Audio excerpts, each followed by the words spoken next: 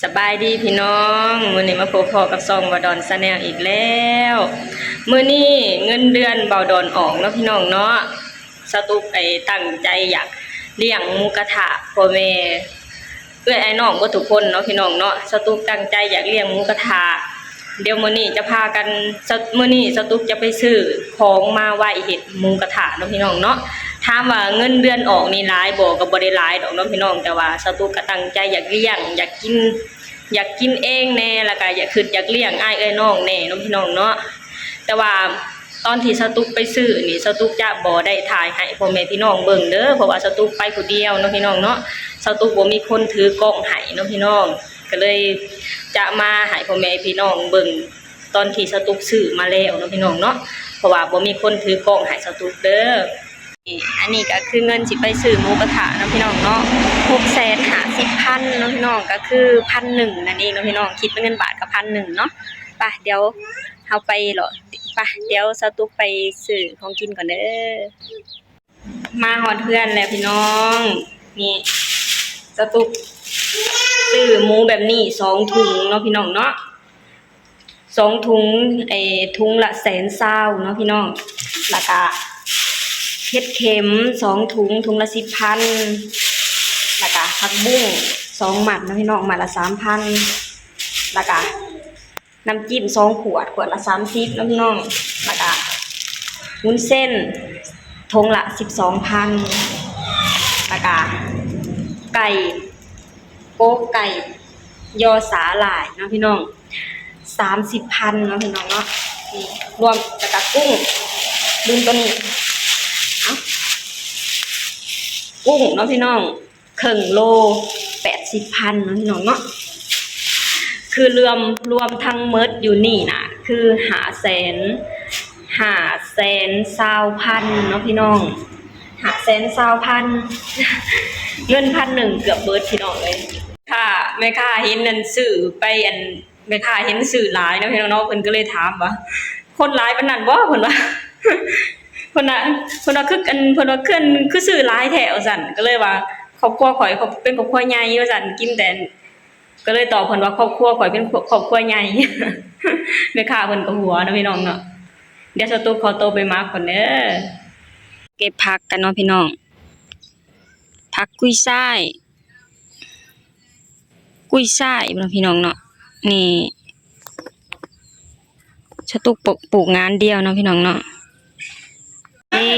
เริ่มพี่น้องตอนนี้กำลังเริ่มย่าง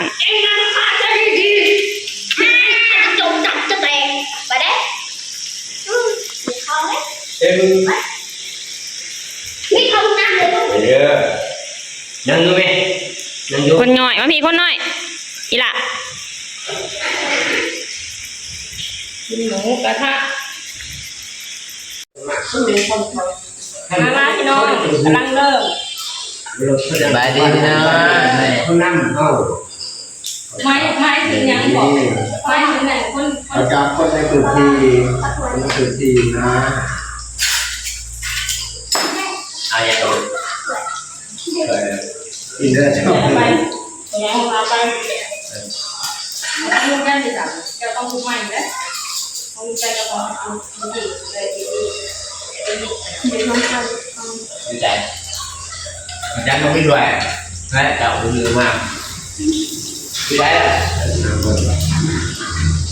เอาเก่าหกดอกอ่ะ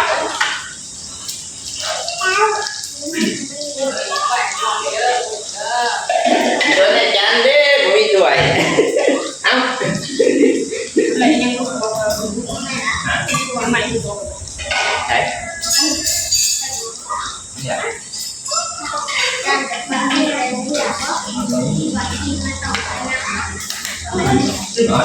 อยู่มาให้งานไหมเอากุ้งให้น้าเวลากุ้งมันน่ะมาดิเอามานั่งมาไหนนี่ขอถ้วยนี่มันเคยขอถ้วยก็ดูด้วยนั่งมาไหนเป็นอันนี้ที่ได้เลย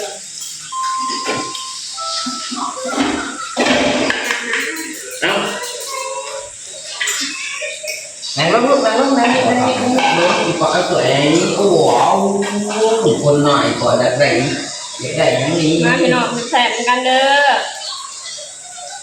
มาเด้อพี่น้อง จะลอง ห่อนเจ้า เด้อเบ็ดลูกเบ็ดเต็มจอเลยนี่ บึงชื่อดีกากไปกันเลยให้พอได้คุยให้ลูก คนไม่เห็นแม่ใหม่ แบบคอยเดียวเลย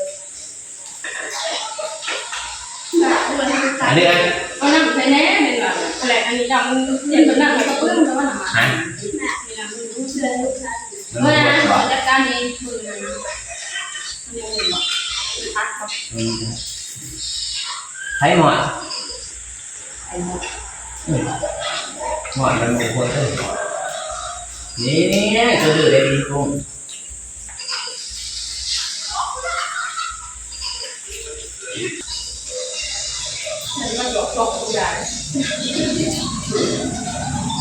mấy đây mà hai bạn dạ bà bàต้องเห็ดดอกของป้านี่มาลูกมามาลูกมาป่อกุ้งแก้ให้แป๊บเดียวเบิดเลยลูกเจ้าเบิดเดียวกินหมี่ดอกมีดเอากุ้งมาแก้ให้น้องลูกเลือกอีกกุ้ง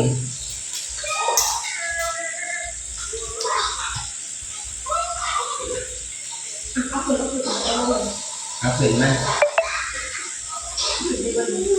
อันไหนก่อนตัวนึงไหนดื้อตัวนึงเดี๋ยว พร้อมหน้าพร้อมตาเนาะพี่น้องขาดแต่ไม่หอมคือเก่าไม่หอมบ่มาแซ่บๆเอาอันไปซื้ออันของเนาะแม่ค้าถามว่าก็กินหลายแถวซั่น ซื้อไปเบิด500,000เนาะก็เลยว่ากินไผแน่นี่ว่าซั่นคือหลายคนแต่อ่ะกินกับกันครอบครัวแล้วกินเบิดครอบครัวว่าเป็นครอบครัวใหญ่ว่าซั่นแม่ค้าหัวบาดอนแซ่บบ่แซ่บบ่เอมมี่แซ่บปาตี้แซ่บบ่บริกูดแซ่บๆนำกันเด้อพี่น้องเด้อไปเสิร์ชนี่กินบ่ป่าวบ่ติ้งแล้วเนาะแซ่บบ่แซ่บของหมักถึงใจผู้ใหญ่เสิร์ชเด้อเด้อนะเด้อนะเอาไหมลูกกายดิบแล้วจะได้อู้น่าหอยลูกกำลังแซ่บๆพี่น้องปาตี้ไปใส่ลูกปาตี้ยอมแล้วปาตี้อยู่กกเสาแล้วยอมแล้วอิ่มแล้วปาตี้อิ่มแล้วเอมมี่เด้กำลังสิได้พอดอนเด้เพิ่งจะเริ่มบ่ยังไม่ได้ค่อยกินเลยครั้งนี้เพิ่งจะเริ่มยังไม่ได้ค่อยได้กินเลยจำพี่เบ็ดบ่กินแล้วเหรอเพิ่งเริ่มเลยเอาขนาดไปกินหมูกระทะพี่เบิร์ดก็ยังว่าโต๊ะน้อยๆต้องกินใส่งมมึงท้องคือจะบ่มีบ่มึงท้องคือจะบ่มีว่ะเอาอีหลีได้ไปกินหมูกระทะเนาะพี่เบิร์ดจะว่างงว่ะแซ่บๆพี่น้องเอ้ยมาเด้อนี่เนื่องในโอกาสเงินเดือนบ่ดอนออกได้นี่เรียกนี่ได้แล้วก็ยังมีโอกาสที่ว่าไอ้พันคนติดตามแล้วก็4,000 ชั่วโมงบ่4,000 ชั่วโมงอยู่เด้อพี่น้องเอ้ยกดติดตามให้มันฮอดพันพี่น้องช่วยกดไลค์กดแชร์กดติดตามให้ผ่านกดไว้ๆนี่เด้อเอาแบบภาษาใหญ่ฮะเจ้าแบบเนี้ยนั่งกินอย่างเดียวเบิ่งให้เบิ่งกินอันนั่งกินอย่างเดียวบ่ต้องบอกว่าเราจะบัดนี้ก็สิท่าให้อันผู้ติดตามครบ1,000แล้วก็4,000 ชั่วโมงพุ่นแหละจึงจะเลี้ยงพี่น้องเอ้ยกดติดตามไว้ๆนี่เด้ออยากเลี้ยงอีกแล้วนี่เดือนหน้ากดติดตามให้บดอนชาแนลนี่เด้อติดตามให้บดอนชาแนลแน่บดอนชาแนลนี่ก็บ่ได้ค่อยได้ออกกล้องเด้อพี่น้องโอ้โยกินแบบความระหวาดระแวงเอามาเอากระบอกบ้า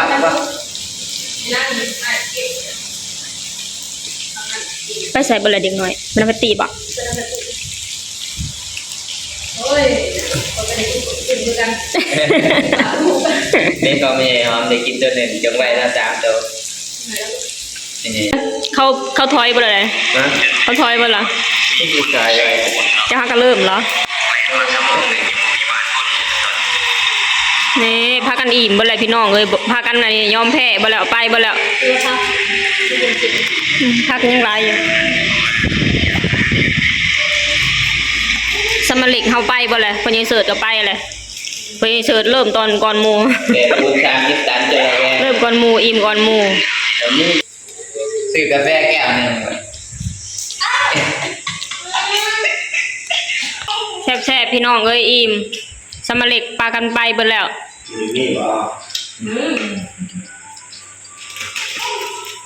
บ่โดนยังบ่อิ่มอยู่เด้เพิ่นหาก็เริ่มว่าซั่นหมู่อิ่มเบิด ใค แล้ ร ว กินหมูกระดาษที่ร้านกันนี่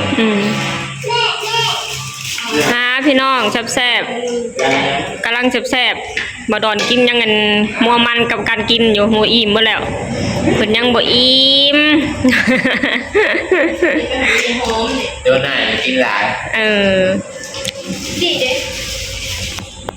กันเข้าห้างได้นี่ดีกว่า